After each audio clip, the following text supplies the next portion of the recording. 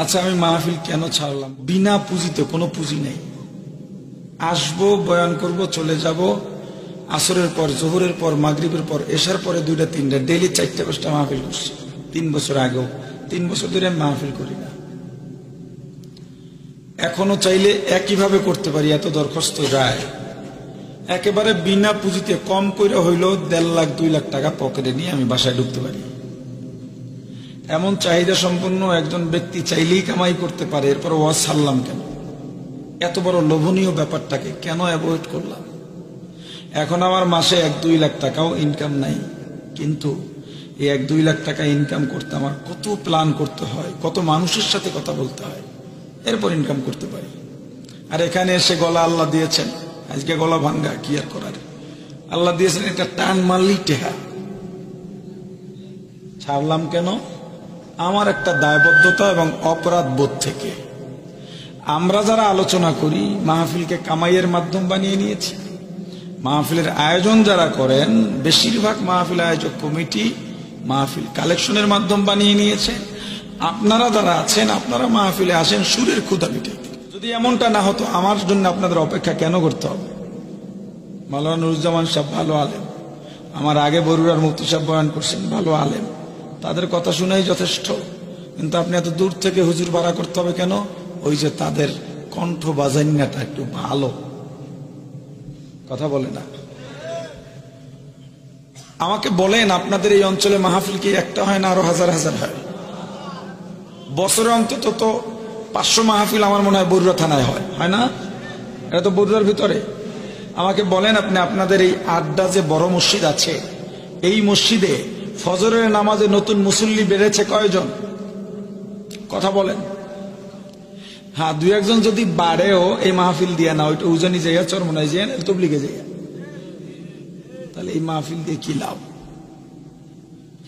এই মাহফিলের মাইকের সাউন্ড বাইরে আছে না? মাইকলা সেটআপ কি একটা না 2টা? বাইরের একটা 2টা না? বাইরেরটার সাউন্ড কমান, বেশি কমায় দেন। এই যে মাহফিলের আয়োজনগুলো আমি করি, আপনার করি। আজকে বাড্ডা থেকে এক মাহফিল নিতে আসছে, বলছি বাইরে মাইক দেওয়া যাবে না। ইসলাম এত ঠেকায় নাই আপনাকে বাইরে মাইক দিয়া মানুষের ডিস্টার্ব করে মাহফিল করবেন। কোন শরীয়ত আপনাকে এই অধিকার দিয়েছে বলেন? আমি আমার অপরাধ বোধ থেকে মাহফিল ছেড়েছি। আমি লাখ লাখ টাকা ইনকাম করবে এই মাহফিল দিয়ে, যদিও মাহফিলের টাকা দিয়ে আমি কিছু করিনি, বিশ্বাস করেন। আমার কুয়াকাটা যে বাড়ি আছে, জমি কিনছিলাম, ওখানে 8 লাখ টাকা বায়না ছিল, ওইটা মাহফিলের টাকা। এছাড়া মাহফিলের টাকা দিয়ে আমি কিচ্ছু কিনে দান সদকা করে দিছি। আমি 3-4টা মাদ্রাসা চালাই, কোনোদিন কালেকশন করিনি।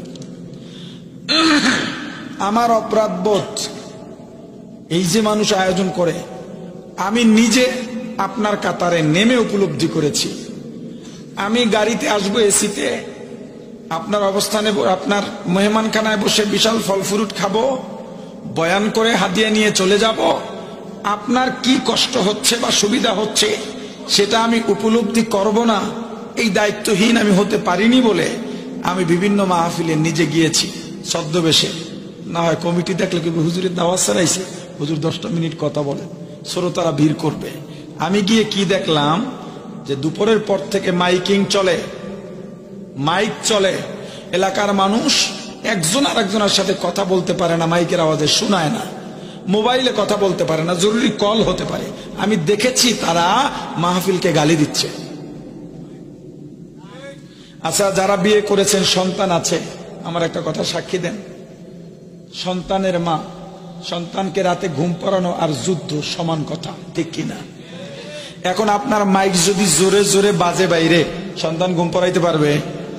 আমাকে বলেন, ওই মহিলা আপনার মাহফিলকে গালি দেবে না দোয়া করবে? কোন শরীয়ত আপনাকে অধিকার দিয়েছে মাইকের আওয়াজ দিয়ে একজন মহিলাকে কষ্ট দেওয়ার? আচ্ছা বলেন, আপনার অঞ্চলে অসুস্থ রোগী আছে না নাই? জোরে বলেন। এই রোগী, অসুস্থ, বৃদ্ধ, জ্বরের মাধ্যমে যাদের মাথা ব্যথা হয়, জ্বর মাথা ব্যথা হয় না এমন লোক এখানে নাই। জ্বরের কারণে যেই মাথা ব্যথাটা হয়, একটু আওয়াজ পাইলেই মনে হয় মাথায় তীর মারে, ঠিক না? এমন একজন রোগী আছে আর আপনার মাইক দাম দাম বাজতেছে। আচ্ছা আমাকে বলেন, ওই মুরব্বী ওই রোগী আপনার মাহফিলের জন্য দোয়া করে না গালি দেয়? তা কোন শরীয়ত আপনাকে অধিকার দিল একজন রোগীকে কষ্ট দেওয়ার জন্য? বর্তমানে কিন্তু ওয়াজ করি না, অনেকেই হয়তো জানেন, বিশেষ করে মাদ্রাসার সাথে সংশ্লিষ্ট যারা, অনেকেই জানেন। আপনাদের এখানে ওয়াদা রক্ষার জন্য কুয়াকাটা থেকেই কিন্তু আমি আসছি। কালকেও কুয়াকাটায় ছিলাম। টুকটাক কিছু মাহফিল করি অনেক কঠিন কঠিন শর্তে। এর মধ্যে শর্ত হলো রাত 10টার পর 1 মিনিটও বয়ান করি না। কিন্তু আজকে দেখেন, এইটার পরে তার আর একটা মাহফিল রাখছে, যেটা আমি এই মাহফিলের তারিখ আরো 2-2.5 মাস আগে নেওয়া হয়েছে আমার থেকে। যাওয়ার পথে আর একটা মাহফিল আমি অলরেডি বলে দিয়েছি, আমাদের হয়তো যাওয়া সম্ভব হবে না। সবচেয়ে বড় ব্যাপার যেটা দেখেন, কোথায় কোন ফেরকা থাকে, কোনো আলোচক বয়ানে ওঠার আগে এটা তাকে না বলা, বলতে চাইলে অন্তত 1 সপ্তাহ আগে বলা। বয়ানের আগে আগে বললে আলোচকের জেহেনে এটা একটা প্রেসার পড়ে, এবং আলোচনার মাঝে মাঝে যখন ওই কথাগুলো মনে আসে তখন বয়ানের ভিতরে খলতমলত হয়ে যায়। দ্বিতীয় কথা, বয়ান হলো মানুষের রুহের চিকিৎসার জন্য। কেউ যদি বলেন কোরআন হাদিস দিয়ে কথা বলেন, কেউ বিরুদ্ধে বলেন না, এটা হলো স্ববিরোধী কথা। নুরুজ্জামান হুজুর আমি অনেক আগে নিশ্চিন্তপুর আলিয়া মাদ্রাসার প্রবীণ আলেম, কিন্তু চেহারা আসলে আমার মনে নেই, কিন্তু যখন নাম বলছে তখন আমি চিনে লেছি। ঐক্যের কথা বলেছেন বারবার। ঐক্য মানে এই না যে যে চুরি করে তারে চুরি থেকে না ফিরাইয়া গৃহস্থ লগে মিলাইয়া চালাম, কথা কন্যা দিই। যাই হোক, ওয়াজ মাহফিল এখানে অতিথিও বলেছেন, নিশ্চিন্তপুরের হুজুরও বলেছেন আপনারা আরো বড় আকারে করবেন, এটা আল্লাহ কবুল করুক, আমি দোয়া করি। তবে মাহফিলকে দ্বীনের মাধ্যম বানানো হোক। মাহফিলকে, আচ্ছা আমি মাহফিল কেন ছাড়লাম বলবেন, হুজুর বয়ান করবে অল্প, এর মধ্যে এই গল্প শুরু করছেন। এটার ভিতরেও হতে পারে আপনাদের জন্য অনেক শিক্ষা থাকতে পারে। আল্লাহ আমাকে মাফ করুন, এটা 1000 বার বলার পরে বলতেছি।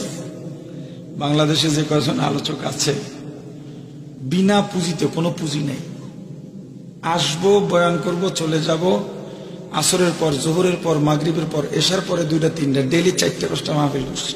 3 বছর আগেও, 3 বছর ধরে আমি মাহফিল করি।